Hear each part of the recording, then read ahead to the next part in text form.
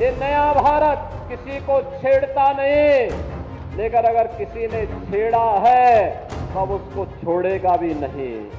मैं अगर कोई सुरक्षा में सेंध लगाने का दुस्साहस करेगा तो उसके लिए जीरो टॉलरेंस की नीति के तहत उसको जिस भाषा में समझेगा उस भाषा में उसका जवाब देने के लिए आज ये नया भारत तैयार है।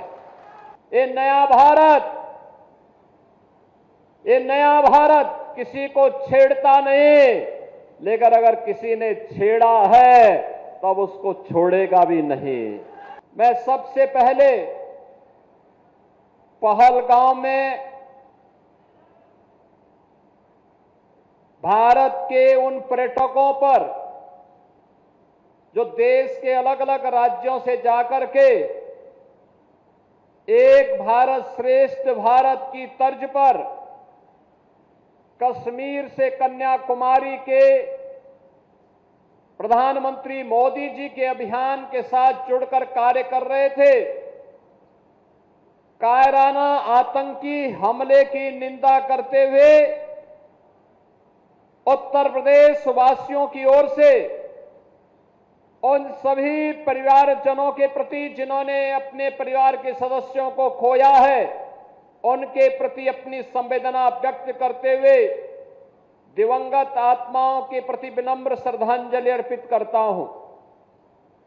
बहनों और भाइयों, सभ्य समाज में आतंकवाद के लिए कोई जगह नहीं हो सकती, अराजकता के लिए कोई जगह नहीं हो सकती।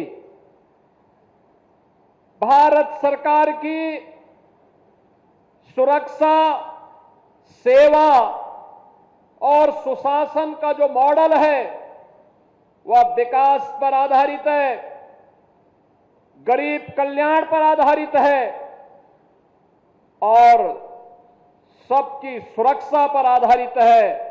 लेकिन अगर कोई सुरक्षा में सेंध लगाने का दुस्साहस करेगा तो उसके लिए जीरो टॉलरेंस की नीति के तहत उसको जिस भाषा में समझेगा उस भाषा में उसका जवाब देने के लिए आज ये नया भारत तैयार है।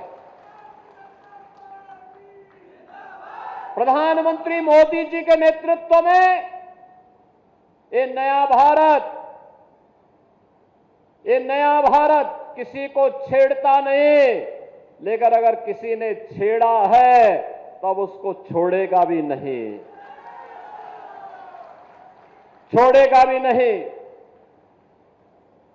बहनों और भाइयों, आज इसी जीरो टॉलरेंस की नीति के तहत उत्तर प्रदेश के अंदर प्रधानमंत्री मोदी जी के मार्गदर्शन में हम लोगों ने उत्तर प्रदेश को माफिया मुक्त किया, अराजकता से, दंगों से मुक्त किया, विकास की प्रक्रिया में तेजी के साथ उभरते हुए एक राज्य के रूप में उत्तर प्रदेश को स्थापित करते हुए देश की अग्रणी अर्थव्यवस्था के रूप में ला करके खड़ा कर दिया है।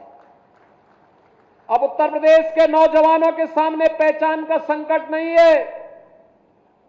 अब उत्तर प्रदेश देश के अंदर आधुनिक इंफ्रास्ट्रक्चर का प्रदेश है।